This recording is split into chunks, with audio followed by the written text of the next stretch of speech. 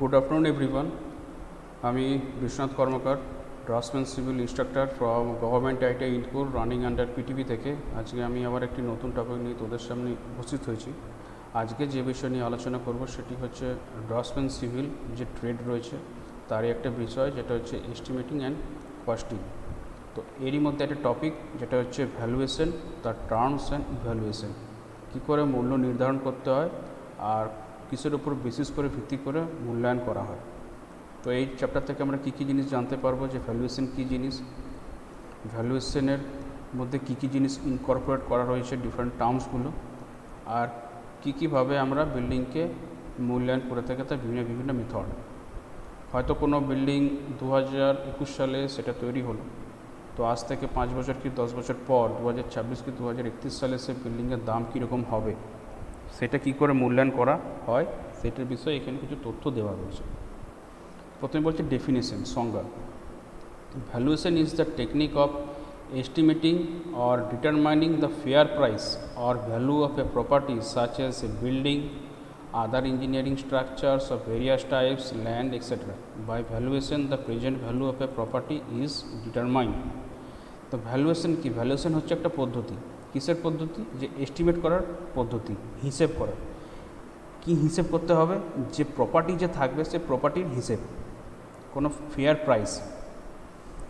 হয়তো কেউ জমি কিনেছে, কিংবা কেউ বাড়ি বানিয়েছে, কিংবা কোনো ইঞ্জিনিয়ারিং হয়তো কোনো স্ট্রাকচার তৈরি করা হয়েছে, তো সেই স্ট্রাকচারের মূল্যটাকে নির্ধারণ করতে হয়। তো সেটার সাহায্যেই বুঝতে পারা যায় যে সেই প্রপার্টির যেটার মূল্য নির্ধারণ করা হয়েছে, যে কোনো সিভিল স্ট্রাকচার হোক, তো সেটার বর্তমানে সে প্রপার্টির সে সম্পত্তির দাম কত, সেটাই হচ্ছে ভ্যালুয়েশন করা। The value of property depends of its structure, life maintenance, location, bank interest, legal control, demand, purpose for which valuation is required, etcetera. তো এই সম্পত্তির যে মূল্য সেটা নির্ভর করছে কোন কোন জিনিসের উপর। প্রথম কথা যেটা স্ট্রাকচারটা কীরকম সেইটা, তারপরে হচ্ছে তার লাইফ, কীভাবে সেটাকে মেনটেনেন্স করে রেখেছে, কীভাবে সেটা রক্ষণাবেক্ষণ করা হয়েছে, সেটা লাইফ, সেই বিল্ডিংটার লাইফ আরও কতদিন যাবে। যদি ঠিক করে মেনটেন্যান্স করা হয় তো দেখা যাবে সেই বিল্ডিংটা হয়তো 20 ইয়ার্স 25 ইয়ার্স আরামসে দাঁড়িয়ে থাকবে সেই স্ট্রাকচারটা। যদি ঠিকমতো মেনটেন্যান্স না করা হয় তা দেখা যাবে সেটা 5 ইয়ার্স কি 7 ইয়ার্সের মধ্যে সেটা হয়তো ভাঙতে শুরু করেছে। তারপর দেখা হয় যে সেইটা কোন লোকেশনে অবস্থিত, যদি কোনো কিছু মরাটোরিয়াম পিরিয়ড থাকছে বা যদি কিছু লোন নেওয়া আছে তো কীরকম ইন্টারেস্টে সেই লোন নেওয়া রয়েছে। তারপরে সেটার লিগ্যাল কন্ট্রোল কে আছে, আইনিভাবে সেটাকে চালানোকে নিয়ন্ত্রণ করছে সেটা, সেই প্রপার্টির কীরকম ডিমান্ড রয়েছে। এমনও হতে পারে যে 2021 সালে কোনো বিল্ডিং তৈরি হলো, সেটা হচ্ছে 2026 সেটা হয়তো কেউ কিনে নিল, কেনার পর সে আবার তো চেষ্টা করতে পারে যে সেটাকে সে 2031 সালে সেটাকে বিক্রি করবে, তো সেটা সেরকম ডিমান্ড উঠবে কি না। তো এইসবগুলো পারপাস, আরও কিছু পারপাস থাকে যার উপরে তোর প্রপার্টির ভ্যালুয়েশন নির্ভর করে থাকে। এর উদ্দেশ্য কী? Purpose of valuation. 1 নম্বর হচ্ছে বাইং অর সেলিং প্রপার্টি, কোনো সম্পত্তি কেনা বা সম্পত্তিকে বিক্রি করা। When it is required to buy or to sell a property, its valuation is required. কোনো সম্পত্তি যখন আমরা কিনতে চলেছি বা কোনো সম্পত্তি যখন বিক্রি করতে চলেছি তখন তার মূল্য নির্ধারণ করাটা খুবই প্রয়োজনীয়। এরপর হচ্ছে ট্যাক্সেশন, ট্যাক্সের আওতায় যদি পড়া হয়। তো to assess the tax of a property, একটা কোনো সম্পত্তির ট্যাক্সকে তার মূল্যায়ন করে, তো কী বলছে? It's valuation is required. তো তার মূল্যটাকে আগে নির্ধারণ করতে হবে, তবে কি যে আমরা সে করের ব্যাপারটাকে আমরা ঠিক করতে পারবো, যে সে প্রপার্টির উপরে কতটা কর আদায় করা সম্ভব হবে। Uttam Mahapatra. To assess the tax of a property, its valuation is required. Taxes may be municipal tax, wealth tax, property tax, etcetera. এবারে ট্যাক্স কর কীভাবে কীরকম কর হতে পারে, সেটা কোনো মিউনিসিপ্যাল কর্পোরেশনের কর হতে পারে, বা কোনো সম্পত্তির কর হতে পারে ওয়েলথ ট্যাক্স, বা কোনো প্রপার্টি ট্যাক্স হতে পারে, যে কোনো কিছু সেটা ট্যাক্স হতে পারে। এবার হচ্ছে রেন্ট ফিক্সেশন, যদি ভাড়া দেওয়া হচ্ছে সেটা যদি ঠিক করা হয় যে সেটাকে রেন্ট করা হবে, তাহলে সেটাকেও রেন্টকেও কীভাবে ফিক্স করা হয়। In order to determine the rent of a property, valuation is required. হয়তো কেউ দোতলা বাড়ি বানিয়েছে, দোতলা বাড়ি বানানোর পর যে বাড়ির ওনার সে হয়তো একতলায় থাকে, সে ভাবছে দোতলাটাকে সে ভাড়াতে দিয়ে দেবে, রেন্টে দেবে। তো এই রেন্টটা সে যে দেবে সেটার জন্য যে সে অ্যাড দেবে, কেউ লোক যে দেখতে আসবে, যে হয়তো মানে বাড়িটাতে রেন্ট যে হয়তো থাকবে, বসবাস করবে, তো সেটা কত রেন্ট হতে পারে তারও একটা মূল্য নির্ধারণ করবার আগে বাড়িটার ভ্যালুয়েশনটা খুবই প্রয়োজনীয়। Rent is usually fixed in certain percentage of the amount of valuation, 6% to 10%। তো রেন্ট যেটা ফিক্স করা হয় সেটা কীরকমভাবে ফিক্স করা হয়, যা ভ্যালুয়েশনের অ্যামাউন্ট দাঁড়াবে সেখান থেকে 6% থেকে 10% মধ্যে রেন্টটা ফিক্স করা হয়ে থাকে একটা নির্দিষ্ট পার্সেন্টেজে। এরপর হচ্ছে security of loans or mortgage. when loans are taken against the security of the property, its valuation is required। এবার হচ্ছে যে কেউ লোন নেবে, তো সে লোনটা যে নেবে, যেরকম এডুকেশন লোন পাওয়া যায়, কার লোন পাওয়া যায়, সেরকম কি হয়তো কিছু জিনিস বন্ধক রাখতে হয়, বন্ধক না দিলে যে লোন পাস হয় না, মানে দেয় না। তো কিছু জিনিস জানাতে হয়, যে তার ইনকাম কত, তার আদার্স কী কী প্রপার্টিস রয়েছে, কোথায় কাজ করে, কিংবা তার এডুকেশনাল ডিটেলস। তো ঠিক সেরকম তো এই বাড়িটার সিকিউরিটির এগেনস্টে কি যদি লোন পেতে যায়, এরকম মর্টগেজ লোন বলা হচ্ছে, তো তাহলে প্রথমে কী দেখতে হয় যে সে প্রপার্টির কতটা ভ্যালুয়েশন, সেটাকে জানা খুবই প্রয়োজনীয়। এবার হচ্ছে compulsory acquisition. Whenever a property is acquired by law, compensation is paid to the owner. দেখা যাচ্ছে একটা কোনো জমি রয়েছে, সেটা হয়তো ভেস্টেড জমি, তো সে ভেস্টেড জমির ওপরে হয়তো কোনো ওনার অনেক আগে থেকে বাড়ি বানিয়ে করে রেখেছে, কোনো বিল্ডিং বানানো আছে, কিন্তু হয়তো রোড চড়া হবে, তো রোড যখন চড়া হচ্ছে দেখা যাচ্ছে ওর বাড়ির একটা অংশ সেটা রোডের জন্য নিয়ে নেওয়া হবে, তাহলে আইন দ্বারা সে প্রপার্টিটা নিয়ে নেওয়া হচ্ছে, অ্যাকোজিশন করা হচ্ছে, কম্পালসারি বাধ্যবাধকতা, কারণ ওটা না হলে সে বাড়িটা বানানো যাবে, মানে রোডটা বানানো যাবে না। তো সেটার জন্য যে ওনার থাকবে তাকে ক্ষতিপূরণ দিতে হয় কম্পেনসেশন। এবারে কম্পেনসেশন কত দিতে হবে সেইটার জন্যে ওই যে প্রপার্টি আছে কিংবা ওই যে ল্যান্ড আছে, সে ল্যান্ডেরও কিন্তু ভ্যালুয়েশন করা খুবই প্রয়োজনীয়। আগে ল্যান্ড কিংবা সে প্রপার্টির আগে ভ্যালুয়েশন হবে, তারপরে দেখা হবে যে কতটা প্রপার্টি, কতটা ল্যান্ড নেওয়া হচ্ছে ওনারের কাছ থেকে, সেই হিসেব করে তখন কম্পেনসেশন পেড করা হয়, ক্ষতিপূরণ দেওয়া হয় ওনারকে। যেমন হচ্ছে ইন্স্যুরেন্স।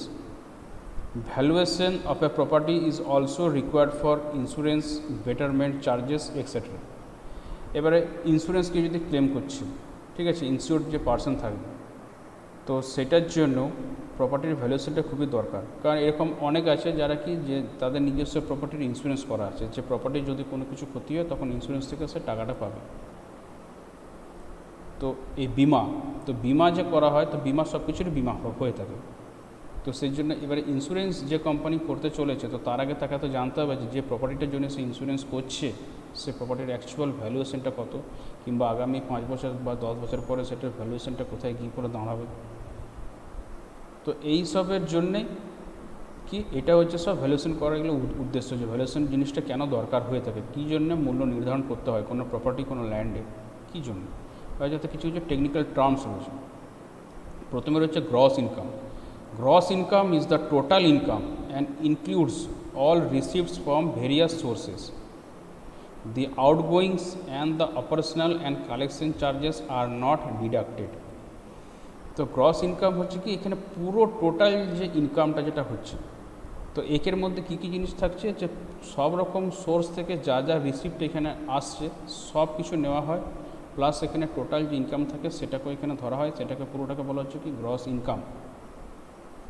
যেরকম কী হচ্ছে, কেউ যদি কোনো জব করে, তো জব করার সময় তার মান্থলি যে পেমেন্ট হয়, তো তার দেখা হয় যে তার গ্রস পেমেন্টটা কত। তো তার মধ্যে কী কী থাকছে, তার বেসিক পে থাকে, ডিএ থাকে, টিএ থাকে, মেডিকেল অ্যালাউন্স থাকে, যদি কোনো ছুটি সে যদি না নিচ্ছে সেটাকে সে যদি এনক্যাশমেন্ট করে তাহলে সে ক্যাশটা থাকবে। তারপরে সে যদি কোনো জায়গায় ট্রাভেল করে থাকে, তার যদি রিসিপ্টটা জমা দেয় তার এগেনস্টে যে টাকাটা পাওয়ার কথা, তাহলে সে টাকাটাও পেয়ে যাবে। তাহলে পুরোটা তার পিএফে সব কিছু থাকবে, পুরোটা মিলে কী হয়, একটা গ্রস ইনকাম হয়। সেখান থেকে কিছু টাকা ডিডাকশন হয়, তার ট্যাক্স ডিডাকশন হয়ে তার পিএফ, তার ইএসএ ডিডাকশন হয়, বাদ বাকি টাকাকে মান্থলি পেমেন্ট হিসাবে দেওয়া হয়। তো এখানে কিন্তু কোনো কিছু জিনিস কিন্তু ডিডাকশন করা হয় না এই ভ্যালুয়েশনের ক্ষেত্রে, কোনো আউটগোয়িং না, কোনো অপারেশনাল কোনো চার্জেস না, কোনো কালেকশন চার্জেস না, কোনো কিছু বাদ দেওয়া হয় না, পুরোটাকে এর মধ্যে হিসেবে রাখা হয়।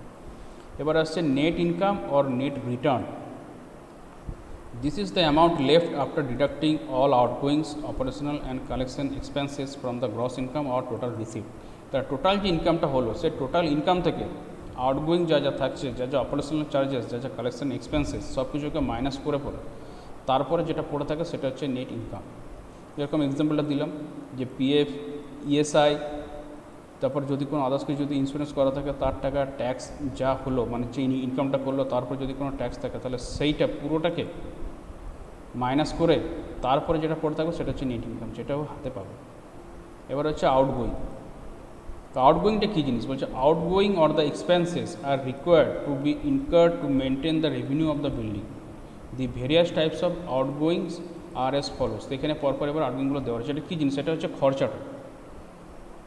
তো খরচাটা কী হচ্ছে, যে কোনো বিল্ডিং, সেই বিল্ডিংটাকে যে ব্যবহার করা হচ্ছে, সেটাকে যে রক্ষণাবেক্ষণ করা হচ্ছে, তো কীভাবে হচ্ছে, সে বিল্ডিংয়ের এগেনস্ট যদি কোনো রেভিনিউ আসে তবে তো সেটা করা সম্ভব, তা না তো সেটা তো হবে না। তো রেভিনিউটা, বিল্ডিংয়ের এগেনস্টে যে রেভিনিউটা আসবে সেটাকে তো মেনটেন করতে হবে, কারণ সেটা তোর মধ্যে আবেশ হচ্ছে।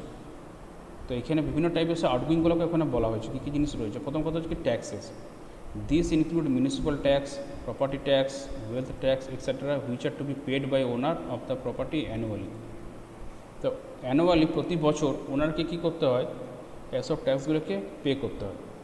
মিউনিসিপ্যাল ট্যাক্স হোক বা প্রপার্টি ট্যাক্স, মানে কর, কিংবা ওয়েলথ কত সম্পত্তি আছে তার এগেনস্টে কর, এগুলোকে পে করতে হয় অ্যানুয়ালি। তবে সেই কী হয়, সেগুলো রেভিনিউগুলো আর্ন হয়। এবার হচ্ছে repair. The repairs are required to be carried out every year to maintain a property in fit condition, usually 10 to 15% of the gross income, or 1% to 1.5% monthly rent, or 1% to 1.5% of the total cost of construction may be taken. এবার কী হচ্ছে, কী বললাম, যে রক্ষণাবেক্ষণ করা, কোনো বিল্ডিংকে যদি ঠিকভাবে রক্ষণাবেক্ষণ করা হয় তাহলে কিন্তু ওইটা একদম ফিট কন্ডিশনে থাকে, আর ওটা বছরের পর বছর, 10 বছর, 20 বছর, 30 বছর, 50 বছর ঠিক মতন একদম থাকবে। কোনো কিছু তার অবস্থা, মানে তার কোনো কিছু অবনতি ঘটবে না। যেরকম আগেকার দিনে যে বিল্ডিং আছে, কিছু কিছু বিল্ডিং এরকম অবস্থায় রয়েছে, সেই জন্য কী করতে হবে, সেটা প্রতি বছর সেটাকে রিপেয়ার করতে হবে।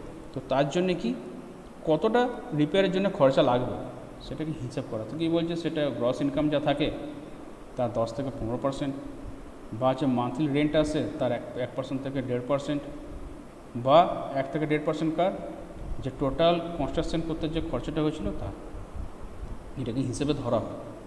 তো এগুলো কি, এগুলো হচ্ছে অ্যাকচুয়ালি আউটগোয়িং, কারণ এগুলো তো বেরোচ্ছে। এবার হচ্ছে ম্যানেজমেন্ট অ্যান্ড কালেকশন চার্জেস।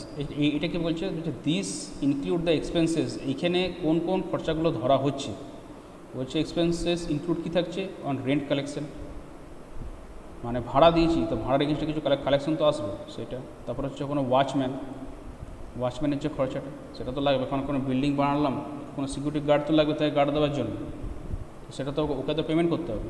তারপর হচ্ছে পাম্প অ্যাটেন্ডেন্ট, 20 তলা বিল্ডিং রয়েছে, তো এবারে পাম্প লাগবে ওইখানে, সে পাম্প একজন অপারেটর থাকবে, পাম্প অ্যাটেন্ডেন্ট থাকবে, যে রেগুলার এসে পরে মানে ওয়াটার ডিস্ট্রিবিউশন সিস্টেমটা যে চেক করবে, দেখবে যে ঠিক মতন পাম্প চলছে কিনা। তারপর হচ্ছে সুইপার, যে ঝাড়ু দেবে।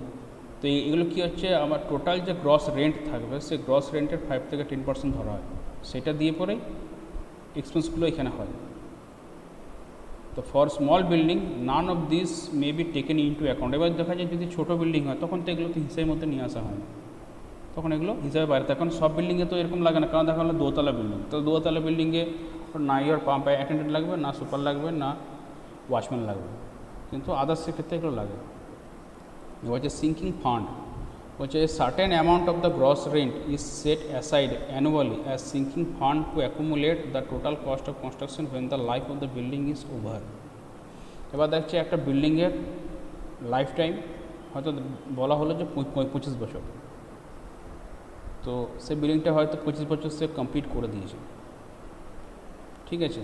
তো এরপরে কি হচ্ছে, তো তখন তো আর তো কিছু ফান্ড নেই, কারণ 25 অবধি লাইফ টাইম আছে, ততক্ষণ অবধি সে বিল্ডিং থেকে যা যা রেন্ট, যা যা ট্যাক্স পাওয়ার কথা, যেখানে যেখানে যা এক্সপেন্স হওয়ার কথা সব কিছু এক্সপেন্স হয়ে গেছে। এরপরে কী হয়, তো তখন কি বলছে যে রেন্টটা পাওয়া যেত, যে গ্রস রেন্টটা, সেটাকে সেখান থেকে কিছু নির্দিষ্ট কিছু একটা অ্যামাউন্ট সেটাকে সবসময় রাখা হয় অ্যানুয়ালি, প্রতি বছর সাইড করে। সেটাকে রাখা হয় কী জন্য, একটা সিঙ্কিং ফান্ড হিসাবে।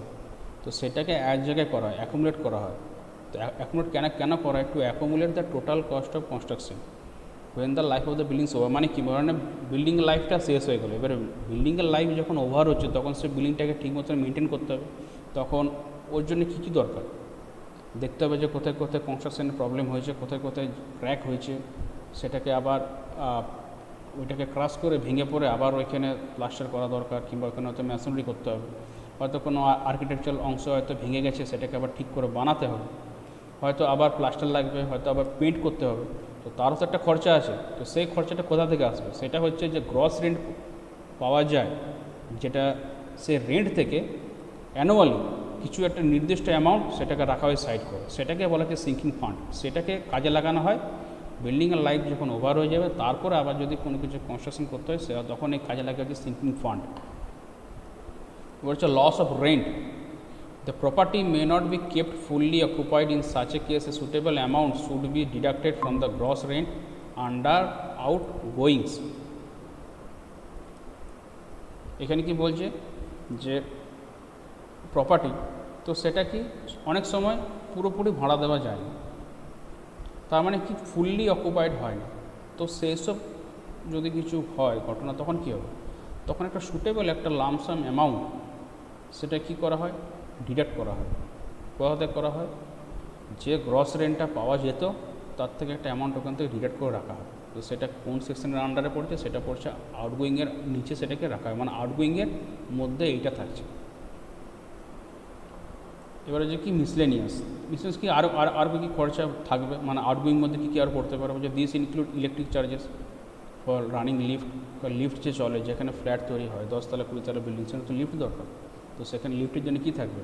লিফট মেকানিক থাকবে, লিফট ম্যান থাকবে, তো তার জন্য ইলেকট্রিক চার্জেস সেটাও লাগবে, পাম্পের জন্য লাগবে। তারপর হচ্ছে lighting, common place, spa, gym, park, ঠিক আছে, কোনো মার্কেট প্লেস, তার জন্য তো লাইটিং করতে হবে, তার জন্য কমন প্লেস লাইটিংয়ের জন্য লাগবে। Which are to be borne by the owner. সেগুলো কি? সেগুলো কার দ্বারাই সেগুলো সম্পন্ন হবে? যে বিল্ডিংয়ের ওনার থাকবে তাকে কিন্তু এগুলো পে করতে হবে। তার মানে এই সব জিনিসগুলো জানলাম, সে আমাদের কী কী জানলাম, যে আউটগোয়িং মানে কী কী জিনিস বেরোচ্ছে, সেই সব জিনিসগুলো এখানে বলা আছে। এরপর আসছে কি স্ক্র্যাপ ভ্যালু। তো স্ক্র্যাপ ভ্যালু এখানে কোন জিনিসটা? স্ক্র্যাপ মানে হচ্ছে যে জিনিসটা ভাঙাচোরা, যেটা বর্জিত, যেটা বস্তু, যেটাকে ফেলে দেওয়া হয়, তার একটা মূল্য নির্ধারণ করতে, যেটা স্ক্র্যাপ ভ্যালু বলে। যেরকম লোহা দেখা গেল যে একটা কোনো 4 হুইলার হয়তো অ্যাক্সিডেন্ট করেছে, তো যে ওনার সে হয়তো ওইটাকে আর নেবে না, গাড়িটাকে হয়তো বিক্রি করে দেবে। তো গাড়িটা যেটা বিক্রি হবে ওটা তো আর গাড়ির দামে বিক্রি হবে না, ওটা তখন বিক্রি হবে কী দামে? স্ক্র্যাপের দামে বিক্রি হবে, স্ক্র্যাপ ভ্যালু। যেরকম কোনো বড় বড় জাহাজ যখন বানানো হয়, তো কিংবা যদি কোনো ফাইটার প্লেন বানানো হয়, তো প্রতিটাই কী থাকে? প্রতিটা জিনিসের কিন্তু লাইফ টাইম থাকে, প্রতিটা জিনিসই। তো লাইফ টাইমটা যখনই পেরিয়ে যাবে তখনই সেটাই কিন্তু আর কমিশন করা হবে না, তখনই সেটাকে সঙ্গে সঙ্গে ডিকমিশন করে দেওয়া হবে। ডিকমিশন মানে কি? মানে সেইটা ধরনের জাহাজ, নৌসেনা জাহাজ, তো নৌসেনা জাহাজ একটা হয়তো ভারত তৈরি করলো, সেটা হয়তো তো 2021-এ সেটা লঞ্চ হলো, সেটাকে কমিশন করা হলো, সেটা হয়তো ইন্ডিয়ান নেভির মধ্যে তাকে নিয়ে আসা হলো, তার লাইফ টাইম হচ্ছে দেখা যায় যে 25 ইয়ার্স, মানে 2046-এর পর ওটা কিন্তু ডিকমিশন হয়ে যাবে, তখন ওকে বার করে দেওয়া হবে, তখন ওর জায়গায় আরও অন্য কিছু নতুন প্রযুক্তি আসবে। তখন এই জাহাজটা কী হবে? সেটা চাইলে রাখতে পারে ওইটা একটা মিউজিয়ামে, কিন্তু অত বড় জাহাজকে মিউজিয়ামে রাখে না, তো তখন সেগুলো কী হয়? সেগুলো তখন ভেঙে ওগুলো আস্তে আস্তে স্ক্র্যাপ ভ্যালু হিসেবে তখন বিক্রি হয়। তো এটা কি বলছে? যে scrap value is the value of dismantled materials, মানে যে মেটেরিয়ালগুলো বর্জিত, যেগুলো বর্জন করছি, সেগুলোকে তার যে একটা মূল্য ঠিক করা হয়, সেটাই হচ্ছে স্ক্র্যাপ ভ্যালু। যে for a building when the life is over at the end of its utility period, the dismantled materials such as steel, bricks, timber, etc. will fetch a certain amount which is the scrap value of the building. একটা বিল্ডিংয়ের বয়স ধরুন 25 years, 25 years যখনই তার শেষ হয়ে যাচ্ছে, তারপরে দুটো জিনিস হতে পারে, হয় সেই বিল্ডিংটাকে আবার রক্ষণাবেক্ষণ করে ঠিক মতন মেনটেন্স করে সেটাকে হয়তো আবার হয়তো বিল্ডিংটা আরও 10 বছর চলতে পারে, অথবা কি দেখা হয় যে সেই বিল্ডিংটাকে হয়তো ভেঙে দেওয়া হয়, কারণ সেই বিল্ডিংটার মধ্যে হয়তো মেবি কোনো প্রবলেম চলে আসতে পারে, হয়তো তার ফাউন্ডেশনে কোনো প্রবলেম চলে এলো, বা হয়তো প্লাস্টার ছেড়ে ছেড়ে পড়ছে, বা হয়তো ব্রিক ওয়ালের মধ্যে ক্র্যাক চলে এসছে, কিছু প্রবলেম হতে পারে। তো তখন কী করা হয়, যারা ডিস্ট্রাকশন দলের মধ্যে থাকে তারা এসে পরে বিল্ডিংটাকে ভাঙে। তো সেখান থেকে কী হয়, যে যে মেটেরিয়ালসগুলো যেগুলো বর্জিত, যেগুলো ডিসম্যান্টেল যেগুলো হচ্ছে, তার মধ্যে কী থাকছে, স্টিল থাকবে, স্টিলের রড, ইট থাকবে, কাঠের জন্য টিম্বার পাবো, আরও অনেক কিছু পাবো। তখন ওগুলো কী হয়, তখন ওগুলো বিক্রি হয়। তখন ওগুলো কী হিসেবে বিক্রি হয়, ওই বিল্ডিংয়ের স্ক্র্যাপ ভ্যালু, স্ক্র্যাপ হিসাবে ওগুলো তখন বিক্রি হয়ে যায়। তো সেটা কতটা হয়, সেটা হচ্ছে টোটাল যে কনস্ট্রাকশনের কস্ট থাকবে তার 10%, অ্যাবাউট কাছাকাছি 10%। The scrap value of A building may be about 10% of is total cost of construction. 10% মতন সেটা দাঁড়ায়। এবার হচ্ছে স্যালভেজ ভ্যালু। এটা কী ভ্যালু বলছে, it is the value at the end of utility period without being dismantled. মানে dismantling করার আগে, সেটাকে ভেঙে ফেলার আগে, ইউটিলিটি পিরিয়ড যখন শেষ হচ্ছে তারপর যদি সেটার ভ্যালু, যদি মূল্য নির্ধারণ করা হয়, সেটাকে বলা হচ্ছে স্যালভেজ ভ্যালু। মানে ইউটিলিটি পিরিয়ডটা শেষ হচ্ছে আর ঠিক ডিসমেন্টিং করার আগের টাইমটা। এবার হচ্ছে market value. The market value of a property is the amount which can be offered from the open market. The market value will differ from time to time according to the demand and supply. এবার open market কীভাবে চলে, যে কীরকম demand আছে আর কীরকম supply আছে, এই হিসেবে তোর মূল্য নির্ধারণ হয়, সেই হিসেবে তোর বাজার চলে। তো এরকম কিছু কিছু কী হয়, যে প্রপার্টি, সেই প্রপার্টির মার্কেট ভ্যালুটা কখন, যখন সেটাকে ধরে নে ওপেন মার্কেটে যদি সেটাকে ছেড়ে দেওয়া হবে, হয়তো একটা কোনো প্রপার্টি সেল হবে, সেই প্রপার্টি সেটাকে হয়তো ওপেন মার্কেটে সেটাকে হয়তো অফার করা হয়েছে। তো তখন সে প্রপার্টির ভ্যালুটা কীরকম দাঁড়াবে, মার্কেট ভ্যালু যা থাকবে তার উপর নির্ধারণ করে তার ভ্যালুটা হবে। তো সেটা ডিফারেন্স, এবারে সেটা চেঞ্জ হয় সময় থেকে সময় অন্তরালে, সেটা চেঞ্জ হতে থাকে। কীভাবে চেঞ্জ হবে, যে কীরকম ডিমান্ড আছে, কীরকম সাপ্লাই আছে, তো সেই অনুপাতে মার্কেটের কি মানে অন্যান্য বিল্ডিং বা তোর কনস্ট্রাকশন ম্যাটেরিয়ালসের কীরকম কী কী দাম যাচ্ছে, সেই অনুপাতে তখন এই বিল্ডিংয়ের একটা মার্কেট ভ্যালু ঠিক হবে। তাহলে কী কী ভ্যালু পাচ্ছি আমরা, স্ক্র্যাপ ভ্যালু পেলাম, স্যালভেজ ভ্যালু পেলাম, মার্কেট ভ্যালু পেলাম, এগুলো সবই কিন্তু ভ্যালুয়েশন এস্টিমেটের মধ্যে এটা পড়ছে। হচ্ছে book value. Book value is the amount শোন in the account book after allowing necessary depreciation. The book value of a property at a particular year is the original cost minus the amount of depreciation up to the previous year. It will be gradually reduced year after year, and at the end of the utility period of the property, the book value will be only scrap value. তো আমার জিনিসটা কী হলো, তো একটা account বুক, তো সেই account বুকের মধ্যে ভ্যালুগুলোকে ওখানে নোট করে রাখা হয়। যেরকম গাড়ি, একটা গাড়ি যখন বাইক কিংবা ফোর হুইলার কোনো ভেহিকেল যখন নতুন কেনা হচ্ছে, তো তার একটা দাম থাকে। কিন্তু প্রতি বছর, এক বছর দু বছর যত গাড়িটা আস্তে আস্তে যত পুরনো হতে হতে যাবে, তত তার মধ্যে কী একটা ডেপ্রিসিয়েশন হয়, মানে ওইখানে তার ভ্যালুটা আস্তে আস্তে কমতে থাকে, সেটা নিচের দিকে পড়তে থাকে, ওটা তার স্কেলটা আস্তে আস্তে নিচের দিকে নামে, ঘাটতি হয়। তো প্রয়োজনীয় যেসব ঘাটতিগুলো দরকার, যে ডেপ্রিসিয়েশনগুলো করা দরকার, সেই ডেপ্রিসিয়েশনগুলোকে করার পর তারপরে যে ভ্যালুটা দাঁড়াচ্ছে, সেটা হচ্ছে কি বুক ভ্যালু, যেটা কোথায় নোট করে রাখা হয় অ্যাকাউন্ট বুকে। এবার কি হচ্ছে, একটা কোনো নির্দিষ্ট বছরে একটা প্রপার্টির বুক ভ্যালু, সেটা কোন ভ্যালুটা, সেটা হচ্ছে ওই বিল্ডিংটার, ওই প্রপার্টিটার যে original cost minus depreciation. Previous ইয়ারে কী ছিল, 2020-তে যা দাম ছিল, 2021-এর যা ডেপ্রিসিয়েশন, যে জিনিসটার দামটা কমছে, তাহলে কিছুটা ডেপ্রিসিয়েশন হচ্ছে। তাহলে অরিজিনাল ভ্যালু থেকে ওই ডেপ্রিসিয়েশন ভ্যালুটাকে মাইনাস করে পরে যে দামটা বেরোবে প্রপার্টির, সেটাই হচ্ছে সেই বছরের বুক ভ্যালু। এবার তাহলে জিনিসটা কী যাচ্ছে, ধরে নে একটা কোনো বাড়ি 2020-তে তৈরি হচ্ছে, কোনো একটা প্রপার্টি আছে, একটা বাড়িতে, তো ল্যান্ডের দাম কিন্তু আস্তে আস্তে কিন্তু বাড়তে থাকে। এটা কিন্তু পারবো মনে রাখবে, ল্যান্ড হচ্ছে এটা এমনই একটা জিনিস, এর কিন্তু ভ্যালু ডেলি কিন্তু বাড়তে থাকে। কিন্তু বাড়ি ঘর কিংবা আদার্স কোনো জিনিস, সেটা কিন্তু আস্তে আস্তে দাম কিন্তু ওগুলো কমতে থাকবে, কিন্তু ল্যান্ডে কিন্তু দামটা বাড়বে। তো এবারে ধরুন একটা কোনো প্রপার্টি, কোনো একটা বিল্ডিং রয়েছে, 2000 সেটা 20 তৈরি হয়েছে, তো 2021 দেখা হবে কি যে ওটার জন্য, কারণ ওর তো একটা লাইফ টাইম থাকবে, তো 2021 দেখা হলো কি যে ওর কতটা ডিপ্রিসিয়েশন হচ্ছে। তাহলে ওর যে অরিজিনাল কস্ট ছিল সেখান থেকে যে ডেপ্রিসিয়েশন ভ্যালুটা মাইনাস যদি করা হয়, তাহলে যে অরিজিনালটা বেরোবে, যে ভ্যালুটা বেরোবে সেটা হচ্ছে 2021 সেই 2020-21 সেই বছরের ওটা বুক ভ্যালু। এরকম করে 2022-এও পাওয়া যাবে, 2023-এও পাওয়া যাবে, 24-এ পাওয়া যাবে, 25-এ পাওয়া যাবে, এরকম করে আস্তে আস্তে আস্তে আস্তে যখন সেই প্রপার্টিটার যখন ইউটিলিটি পিরিয়ডটা যখন শেষ হয়ে যাচ্ছে, তখন কি হচ্ছে, তখন আমরা কি পাচ্ছি, তখন আমরা স্যালভেজ ভ্যালু পাচ্ছি।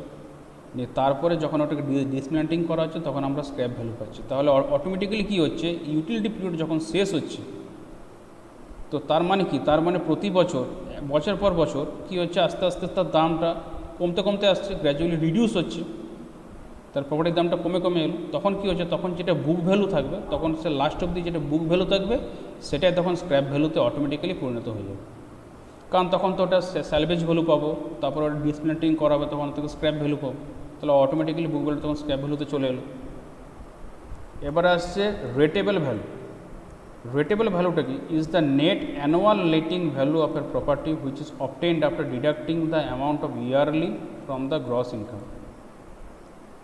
টোটাল যে গ্রস ইনকাম হচ্ছে সেখান থেকে ইয়ারলি একটা ভ্যালুকে যদি ডিডাক্ট করা হচ্ছে, তাহলে সেখান থেকে তার রেটেবল ভ্যালুটা পাওয়া যায়। মানে ধরুন তার যে ডেপ্রিসিয়েশনটা, যদি এটা মাইনাস করলাম, তারপর যদি এটাকে ওপেন মার্কেটে দিলাম, তারপরে সেটা যদি রেট কুচ করা থাকে, তাহলে সেখান থেকে যে রেটেবল যে ভ্যালুটা পাবো, তাহলে বার্ষিক একটা ভ্যালু পাওয়া যাচ্ছে প্রতি বছর সে প্রপার্টির, সেটা হচ্ছে কি রেটেবল ভ্যালু, যেটা কি গ্রস ইনকাম থেকে ইয়ারলি যেটা থাকছে সেটাকে বিয়োগ করতে হবে। এবার আসছে capital cost. Capital cost is the total cost of construction including land or the original total amount required to possess a property. It is the original cost and does not change. এই মূল্যটা কিন্তু original, একদম মানে সঠিক মূল্য, এটা কিন্তু কখনো চেঞ্জ হয় না, এটা পুঙ্খানুপুঙ্খ একদম সঠিক জিনিস। এটা কি বলছে, মানে এর মধ্যে কিন্তু কোনো নকল জিনিস নেই। এটা কোন কস্ট, এটা হচ্ছে কনস্ট্রাকশন করতে যা টোটাল যে খরচাটা পড়ছে ল্যান্ড সমেত, সেইটা হচ্ছে ক্যাপিটাল কস্ট। কিংবা কি একটা কোনো প্রপার্টিকে নিজের কাছে রাখা, সেটাকে নিজের নামে করা, সেটার ওনার হওয়া, সেটার জন্য টোটাল যে অ্যামাউন্টটা প্রয়োজন হচ্ছে সেটাই হচ্ছে ক্যাপিটাল কস্ট। এটা কিন্তু কোনো চেঞ্জ হয় না এই কস্টে। এবার যে কি capitalised value, it is the amount of money whose annual interest at the highest prevailing rate of interest will be equal to the net income from the property. এটা কোন, এটা আবার কোন ভ্যালু, এটা বলছে কি, এটা হচ্ছে একটা নির্দিষ্ট একটা টাকা পয়সা একটা অ্যামাউন্ট, যার annual interest, whose annual interest at the highest prevailing rate of interest, মানে একদম সর্বোচ্চ কত রেট অফ ইন্টারেস্ট পাওয়া যেতে পারে, সেখান থেকে আমরা কি পাচ্ছি, আমরা অ্যানুয়াল ইন্টারেস্টটা পাচ্ছি। সেটা কার সঙ্গে সমান হচ্ছে, will be equal to the net income from the property থেকে আমরা কতটা নেট ইনকাম করতে পারবো সেটার সঙ্গে যদি সমান হয়, তাহলে সেটাই হচ্ছে কি আমার ক্যাপিটালাইজড ভ্যালু। মানে কি বলছে, it is the amount of money whose annual interest at the highest prevailing rate of interest, সর্বোচ্চ কত হারে ইন্টারেস্ট পেতে পারি, সুদ, সেটার যে বার্ষিক সুদটা হচ্ছে সেটা কার সঙ্গে সমান হবে, ওই যে সম্পত্তি, সে সম্পত্তি থেকে যে নেট ইনকামটা করছি তার সঙ্গে এই ভ্যালুটা সমান হবে, সেটাকে বলা হচ্ছে কি ক্যাপিটালাইজড ভ্যালু। তাহলে কী ভ্যালু আমরা পেলাম এখন অবধি, scrap value, salvage value, market value, book value, rateable value, capitalised value, আর হচ্ছে কি ক্যাপিটাল কস্ট। এরপরে আসছে কি annuity. It is the annual periodic payment for repayment of the capital amount invested by a party.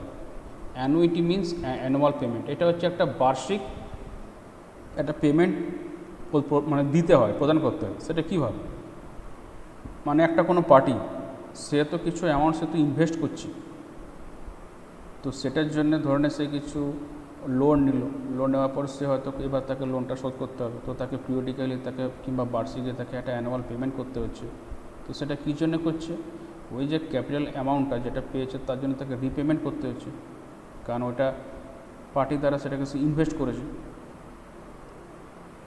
তো এটাই কী বলছে, এটা হচ্ছে অ্যানুয়াল পেমেন্ট। অ্যানুইটি মানে হচ্ছে অ্যানুয়াল পেমেন্ট। এবার হচ্ছে কি ইয়ার্স পারচেজ হচ্ছে, years purchase is defined as the capital sum required to be invested in order to receive an annuity of ₹1 at certain level of interest. এটা ₹1 হবে না 100 হবে সেটা বলতে পারছি না। তো এখানে কী বলছে, ইয়ার পারচেজ সমান 1/i, আই মানে হচ্ছে কি rate of interest in decimal. জিনিসটা কি বলছে, ইয়ার মানে কি বছর, পারচেজ মানে কোনো জিনিস কেনা। তো সেটা কি বলছে, এটা কোনো ক্যাপিটাল সাম, তো সেটা হয়তো প্রয়োজন। কার প্রয়োজন, কীভাবে, সেটাকে হয়তো ইনভেস্ট করা হবে।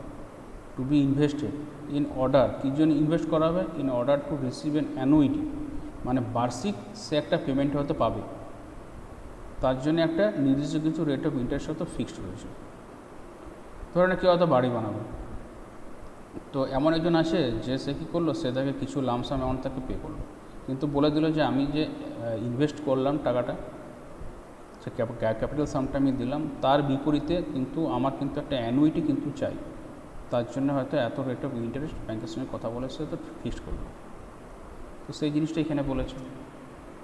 এবার হচ্ছে কি ভ্যালুয়েশন অফ বিল্ডিং, বিল্ডিংয়ের ভ্যালুয়েশন করা। এতক্ষণ অবধি যেগুলো পড়ছিলাম সেটা টেকনিক্যাল টার্মস ছিল, তারপরে তার পারপাস ছিল, যেটা হচ্ছে ভ্যালুয়েশনের মধ্যে।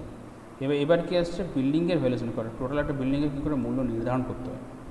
The valuation of building is determined by working out its cost of construction at present day rate and allowing a suitable depreciation.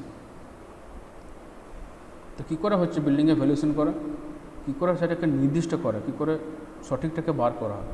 প্রথম কথা কি, যে বর্তমান যে রেট চলছে, যে দাম চলছে, সে প্রেজেন্ট ডে রেটে তার কস্ট অফ কনস্ট্রাকশনটাকে বার করা হয়। যে কনস্ট্রাকশন করতে যা যা খরচা পড়েছিল তার তো একটা মূল্য ছিল, একটা কস্ট ছিল, তো সেটার প্রেজেন্ট যে রেট, সে রেটে আগে সেটাকে বার করবে। এরপরে দেখা হয় যে সে বাড়িটা কত বছরের পুরনো, তো সেখান থেকে একটা ডেপ্রিসিয়েশন ভ্যালু বার করা হয়, তো তারপরে সেটাকে বিয়োগ করা হয়, তবে তো বিল্ডিংয়ের ভ্যালুয়েশনটা বেরোবে, তবে নেট ভ্যালুয়েশনটা বেরোবে। Before valuation the age of the building should be obtained from record. বললাম না যে বিল্ডিংয়ের ভ্যালুয়েশনটা করবার আগে দেখতে হবে যে ওই বাড়িটা এজ কত বছরের পুরনো, রেকর্ড থেকে, অর বাই ইনকোয়ারি করতে হবে, অর ফ্রম ভিজুয়াল ইন্সপেকশন, কিংবা হয়তো চোখে দেখে পরে বুঝতে হবে। তো present day cost may be determined by the following method. এবারে এখানে একটা মেথডের নাম দিয়েছে, যে মেথডের সাহায্যে কী করতে পারবো, যে তার প্রেজেন্ট ডে কী করে করা হচ্ছে সব এখানে বলা আছে। এখানে সব কিছু তার নিয়মগুলো বলা রয়েছে। তার মানে কী হচ্ছে, ধরে নেয় একটা কোনো বাড়ি 10 বছরের পুরনো, সে বাড়িটার তো ভ্যালুয়েশন হবে।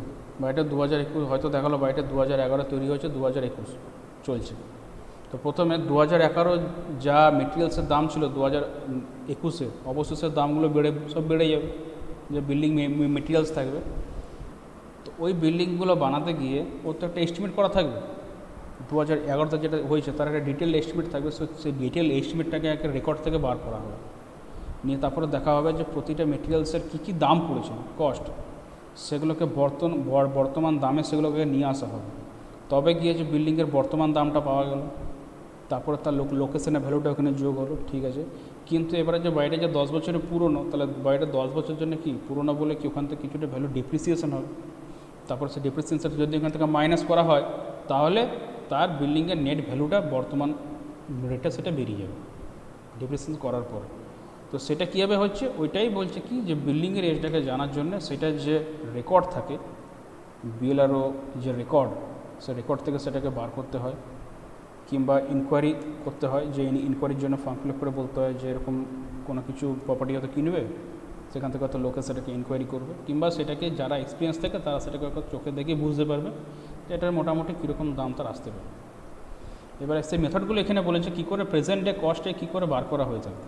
তো প্রথম কথা কী বলছে, cost from record. The cost of construction may be determined from the estimate from the bill quantities from record at present rate. ওই যেটা বললাম, যে রেকর্ড থাকবে, যে এস্টিমেট যে রেকর্ডটা আছে বিল কোয়ান্টিটিস, সেখান থেকে আগে বার করো রেকর্ড, আগে জিনিসটাকে বার করে নিয়ে আসতে হবে, ঠিক আছে। কারণ এস্টিমেটটা তো করতে হবে, তো সেটা যে বিল থাকবে, তো সে বিল থেকে দেখা যাবে তো তার এস্টিমেটটা মানে কতটা করা হয়েছিল, ডিটেলিং কতটা রয়েছে সেটা রেকর্ডে পাবো, তবে গিয়ে ওটাকে আমরা প্রেজেন্ট ডে রেটে ওটাকে চেঞ্জ করতে পারবো। এরপর হচ্ছে কি cost by detailed measurement. If record is not available, দেখা যাচ্ছে হয়তো রেকর্ড নেই, রেকর্ড হয়তো হারিয়ে গেছে, হতেই পারে মেবি হয়তো মিসপ্লেস হয়ে গেছে, তখন কী হয়, তখন the cost of construction may be calculated by preparing the bill of quantities of various items or works by detail measurement at site and taking the rate. তখন কী করা হবে, ধরুন একটা দোতলা বাড়ি রয়েছে, তো সে দোতলার বাড়িটাতে হয়তো ডিটেল মেজারমেন্ট করা হবে, কস্ট বার করতে হবে, তো সেটার জন্য তার রেকর্ডটা তাকে বার করতে হবে, কিন্তু দেখা যাচ্ছে রেকর্ডটা নেই, রেকর্ডটা মিসপ্লেস হয়ে গেছে, তখন কি করা যাবে, তখন আবার করে প্রত্যেকটা জিনিসের যে সাইট যেটা থাকবে সে সাইটের প্রত্যেকটা জিনিসের তার ডিটেল মেজারমেন্ট করা হবে প্রত্যেকটা, তারপরে একটা বিল অফ কোয়ান্টিটি তৈরি করা হবে ভেরিয়াস আইটেমের জন্য, আর সেখানে তো বর্তমান মানে যে রেটগুলো চলবে মেটেরিয়ালসে সেগুলোকে ওখানে প্লেস করা হবে। 3 নম্বর কী আসছে, cost by plinth area basis. It is a simple method to calculate the cost on plinth area basis. Plinth এরিয়ার ওপর ভিত্তি করে মূল্য নির্ধারণ করাটা হচ্ছে খুব সাধারণ একটা মেথড। এখানে কি বলছে যে plinth area of the building is measured and the present day plinth area rate of similar building in the locality is obtained by inquiries. Then cost is calculated. The cost may be calculated by cubical content method. এবারে এটা হচ্ছে কি cubicle content যে method আছে এটা হচ্ছে কি একটা এস্টিমেট বার করার একটা হিসেব, যেখানে ভলিউমে বার করা হয়। কিউবিক্যাল কি, ওটা ভলিউমের ব্যাপার। তো এখানে কি বলছে যে আগে প্রথমে বিল্ডিংয়ের প্লিন্থ এরিয়াটাকে মাপ করতে হবে, সেটাকে মেজারমেন্ট হয়ে গেল, ঠিক আছে। এইবারে বর্তমান দিনে মানে প্রেজেন্ট ডেতে ওরকম যদি কোনো সিমিলার বিল্ডিং যদিও লোকালিটিতে থাকছে, তো সেই লোকালিটিতে সিমিলার বিল্ডিংয়ের যে প্লিন্থ এরিয়া রেটটা রয়েছে সেটাকে আগে এনকোয়ারি করে বার করে নিয়ে আসো, তারপরে সেটার কস্টটাকে ক্যালকুলেট করো। তো আগে নিজের যে ওনারশিপের যে বাড়িটা যার তো ভ্যালুয়েশন হচ্ছে তাহলে আগে সেটার প্লিন্থ এরিয়া বার করা হলো, তারপরে ওরকমই যদি কোনো সিমিলার বিল্ডিং মানে একই রকম অবিকল নকল নয়, ডুপ্লিকেট নয়, সিমিলার, তো লোকালিটিতে অবশ্যই থাকবে, তো তার তো প্লিন্থ থাকবেই, প্লিন্থ এরিয়া, তো সেইটার প্লিন্থ এরিয়ার আগে রেটটাকে নিতে হবে বর্তমান দিনে, তারপরে এইটার মানে যেটার জন্য করা হচ্ছে রেটটা ঠিক করা হচ্ছে সেটা তখন হিসেব করা যাবে। তো এগুলো সবই কিন্তু কি কোনো বিল্ডিংয়ের ভ্যালুয়েশন কীভাবে করা হয় তারই কিন্তু ছোট্ট করে জিনিস এখানে দেওয়া রয়েছে। এবার হচ্ছে depreciation. Depreciation is the decrease or loss in the value of a property due to structural deterioration, use, life, wear and tear, decay and obsolescence. এই জিনিসটা কি, এটা হচ্ছে প্রথমে কি বললাম ঘাটতি, কমে যাওয়া। একটা কথা কিন্তু বরাবর মনে রাখবি যে ধরনে 2001 সালে বা 2000 সালে তুই হয়তো কোনো একটা জমি কিনেছিস, সেই জমিটা হয়তো ভালো করে গার্ড দিয়েছিস, সেটাকে মার্কিং করে রেখেছিস, 2021 কিনছে জমির দামটা কিন্তু অবশ্যই সেই জমির দামটা বেড়ে যাবে যদি লোকেশনটা ভালো হয়, কিন্তু বিল্ডিং যখন ওখানে তৈরি হয়ে যাচ্ছে সে প্রপার্টি, তখন সে প্রপার্টির দামটা কিন্তু পড়ে যাবে, কমবে। কারণ কী হবে, যে স্ট্রাকচারটা তৈরি করা হবে সে স্ট্রাকচারটা তো ভাঙতেও পারে, সেই স্ট্রাকচারটা তো খারাপও হতে পারে, তার মধ্যে তো ক্র্যাকও আসতে পারে, তার মানে কী হচ্ছে, ওটা স্ট্রাকচারাল ডিটোরিয়েশন হচ্ছে। এবার ওইটা যারা ব্যবহার করেছে, তো ব্যবহার করা জিনিস কোনো দিকে ফুল দামে কি পাওয়া যায়, কোনোদিনও ফুল দামে পাওয়া যায় না। একটা নতুন কেউ বই কিনলো বইয়ের দোকান থেকে, বইটা 2 বছর পড়লো, তারপরে সে যদি বইটাকে বিক্রি করতে চায় তাহলে সে যদি ভাবে যে বইটা আমার পুরো দাম পাবো, তো পাওয়া সম্ভব না, কারণ সেটা তো অলরেডি ইউজড, তো ইউজ করার দাম তো পুরো পাওয়া যাবে না, তো সেখানে ডিপ্রিসিয়েশন হচ্ছে। তারপর যে এবারে দেখতে হবে তার কতটা লাইফ টাইম, সেই হিসেবে তার ডিপ্রিসিয়েশন হবে, কত ভেঙেছে কিনা, কত ফেটেছে কিনা, ওয়্যার অ্যান্ড টিয়ার হয়েছে, কোথাও পচন ধরেছে কিনা, ডিকে বা কোনো জায়গায় কোনো অবসোলেসেন্স হয়েছে কিনা, তো সেসবের জন্য কী হয়, ডেপ্রিসিয়েশন করা হয়। এবার হচ্ছে কী করে ডেপ্রিসিয়েশন ডিটারমিনেশন হয়, ডেপ্রিসিয়েশন যে হচ্ছে তো সেটাকে তো ঠিক মতন করতে হবে, তার তো একটা নির্দিষ্ট কোনো একটা নিয়ম থাকবে, শুধু তো আর তো কোনো কিছু ভ্যালু দাম তো আর ঘাটতি তো হবে না, তার নিশ্চয় একটা রুল থাকবে, নিয়ম, সেটা এখানে বলা আছে। কী বলছে, after deciding the cost of the building by any one of the above method, এখানে উপরে যে কটা মেথডের নাম রয়েছে যে কোনো একটা মেথডের সাহায্যে আগে বিল্ডিংয়ের দামটাকে নির্ধারণ যখন করা হয়ে গেল, তারপর কি বলছে, it is necessary to allow A suitable depreciation on the cost, তখন একটা সুটেবল মানে যেটুকু দরকার সেটুকু, যেটুকু ঘাটতি দরকার সেটাকে তখন হিসেবের মধ্যে নিয়ে আসতে হবে।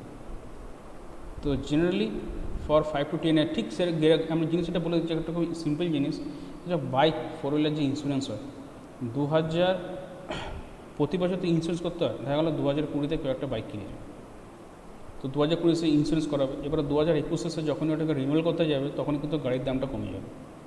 2022 যখন যাবে তখন আবার কমবে, 23 যাবে আবার কমবে, এরকম করতে করতে করতে কী হয়, একটা গাড়ির লাইফ টাইম ধরায় কত 15 ইয়ার্স। তো 15 ইয়ার্সে গিয়ে কিন্তু গাড়ির এখনও দাম পাওয়া যায় না। ঠিক সেরকম জিনিস এইটাও। তো সাধারণত কী বলছে, for 5 to 10 year there is little depreciation of the building, the depreciation increase with life. তো বলছে কি 5 থেকে 10 বছরের জন্য বিল্ডিংয়ের একটা খুব কম ডেপ্রিসিয়েশন হয়ে থাকে, কিন্তু যত আস্তে আস্তে লাইফ পেরোবে, যত লাইফ বাড়তে থাকবে বিল্ডিংয়ের, তত কিন্তু ডেপ্রিসিয়েশন ভ্যালুটা কিন্তু আরও বাড়তে যাবে, ইনক্রিজ করবে। তো এখানে এটাই দিয়েছে, বলছে 0 to 5 ইয়ার্স কোনো কিছু ডেপ্রিসিয়েশন হবে না, নাথিং। যখনই 5 থেকে 10 বছর হলো তখন কত হচ্ছে ডেপ্রিসিয়েশন পার ইয়ার 0.5%। তাহলে 5 বছরে কত হবে, 2.5% হয়ে যাবে টোটাল। 5 বছরে 2.5, কারণ প্রতি বছরে 0.5 করে হচ্ছে। এবার হচ্ছে 10 থেকে 20 বছর, মানে কত 10 বছর, তাহলে কত হচ্ছে 0.75%। তো আমরা টোটাল কত 7.5%, বিল্ডিংয়ের দামটা কিন্তু কমে যাবে, যা টোটাল কস্ট থাকে। এবার হচ্ছে 20 থেকে 40 বছর, পার ইয়ার কত হচ্ছে 1%, তাহলে 20 থেকে 40 মানে কত 20 বছর, তাহলে কত হচ্ছে এটা 60%, টোটাল ভ্যালুটা কমছে। এবার যে 40 থেকে 80 বছর, প্রতি বছর কত ডেপ্রিসিয়েশন 1.5%, টোটাল কত 60%। তা টোটাল কত হচ্ছে, যে 0 থেকে 80 বছর একটা বিল্ডিংয়ের দামটা কতটা কমে গেল, 90% তার বিল্ডিংয়ের দাম কমে গেল, 90% সে বিল্ডিংয়ের দামটা কিন্তু কমে যাচ্ছে। তো এইটা কি বলছে, the balance 10% represents the net scrap value at the end of utility period. তার মানে কি, ইউটিলিটি পিরিয়ডের জন্যে, ইউটিলিটি পিরিয়ড যখনই শেষ হচ্ছে তারপরে যে ভ্যালুটা, তারপরে যেটা করা হয় তখন কী করা হয়, স্যালভেজ ভ্যালু বার করা হয়। তারপরে ডিসম্যান্টিং হয়ে যাওয়ার পর তখন সেখান থেকে আমরা স্ক্র্যাপ ভ্যালু পাই। তো সেই স্ক্র্যাপ ভ্যালুটা কত বলা হয়েছিল, 10%, যেটা দেখ এখানে উপরে দেওয়া রয়েছে, এটা 10%, যেহেতু স্ক্র্যাপ ভ্যালু। টোটাল যা কস্ট অফ কনস্ট্রাকশন সেখান থেকে নিয়ার অ্যাবাউট 10%। তো সেটাই এখানে হিসাব করে এটা এখানে বলেছে, যে 0 থেকে শুরু করে একদম 80 বছর অবধি টোটাল ওর কত ভ্যালুয়েশন ডেপ্রিসিয়েশন হচ্ছে, কতটা দাম কমছে, 90% দাম কমে গেলো বিল্ডিংটা। তাহলে বাকি রইলটা কি, যেটুকু বাকি রইলো সেটা কি রইলো, স্ক্র্যাপ ভ্যালু পড়ে রইল। এইখানে কিছু ডিটেলস অফ আইটেমস অ্যান্ড ওয়ার্কসগুলো দিয়েছে, masonry, flooring, roofing, doors and windows, iron work, কী বলেছে এখানে, যে এই যে ওয়ার্কগুলো হয় তাদের লাইফ টাইম কীরকম থাকে। মেশনারির ক্ষেত্রে কি ব্রিক ওয়ার্ক, চুন কিংবা সিমেন্ট, লাইম কিংবা সিমেন্ট, কিংবা বোল্ডার মেশনারি লাইম সিমেন্টে, কিংবা কাঠ স্টোন ওয়ার্ক লাইম সিমেন্টে, এগুলোর কত 100 বছর তারও বেশি। যদি ক্লে দিয়ে করা হয় কিংবা কোর্স রাবেল দিয়ে করা হয়, মাড, সেটা দিয়ে যদি ব্রিক ওয়ার্ক করে তাহলে সেটা কত 100 বছর। যদি ব্রিক আর্চ করা হয় লাইম কিংবা সিমেন্ট মোটার, রাবেল স্টোন আর্চ করা হয় সিমেন্ট মোটার, তাহলে সেটা কত 100 বছর। যদি সুন্দরী সানরাইজ ব্রিক দিয়ে যদি করা হয়, যে ইটগুলোকে রোদে শুকানো হয়, সানরাইজ ব্রিক ওয়ার্ক যদি করা হয় ক্লে দিয়ে পরে, তাহলে সেটা কত লাইফ টাইম 75 ইয়ার্স। ঠিক সেরকম দিচ্ছে কি ফ্লোরিং, এর কত brick on edge or flat flooring over 7.5 centimetre L C, এটা কত 40 বছর। তারপরে কিন্তু এটা কিন্তু এবার আস্তে আস্তে খারাপ হতে শুরু করবে, তার আগেও খারাপ হতে পারে যদি না ঠিক মতন রক্ষণাবেক্ষণ করা হয়। কিন্তু যদি রক্ষণাবেক্ষণ করা হয় তাহলে লাইফ টাইম চলবে 40 ইয়ার্স। তারপরে কিন্তু এটাকে আবার মেনটেন্যান্স করতে হবে, ভালো করে রিপেয়ার করতে হবে। Cement concrete floor, granite floor, stone flooring, এগুলোর কত 50 বছর।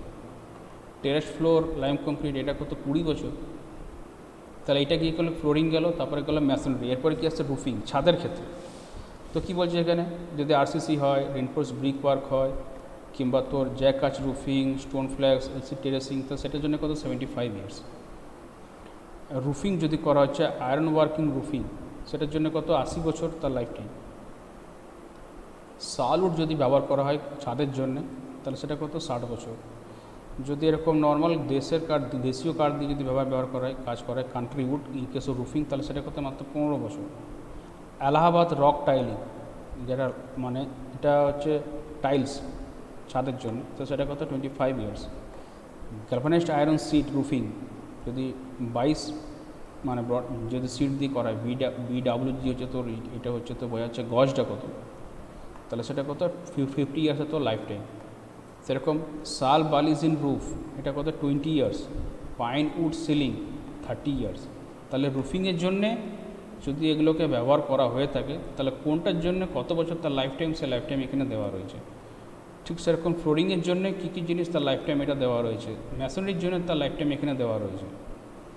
এবার কি আসছে ডোর অ্যান্ড উইন্ডো, দরজা জানালা, teak wood door window, sal wood door window এগুলো করতে কত 40 বছর। Country wood door and window সেগুলোর জন্য কত 30 বছর, তাহলে এটা এখানে বলে দিল। এবার হচ্ছে কি আয়রন ওয়ার, রোল্ড স্টিল জয়েস্ট কত life time 75 years. Rod iron work কত লাইফ টাইম 80 বছর, সেটাও বলে দিল। কিন্তু এবার আয়রনের ক্ষেত্রে দেখা গেলো আয়রনটা হয়তো আমরা কোনো হয়তো পেন্ট করিনি, এমনিই পড়ে আছে, আয়রনটা ব্যবহার হয়েছে, তাহলে সেটা কিন্তু তার আগেও কিন্তু খারাপ হয়ে যেতে পারে।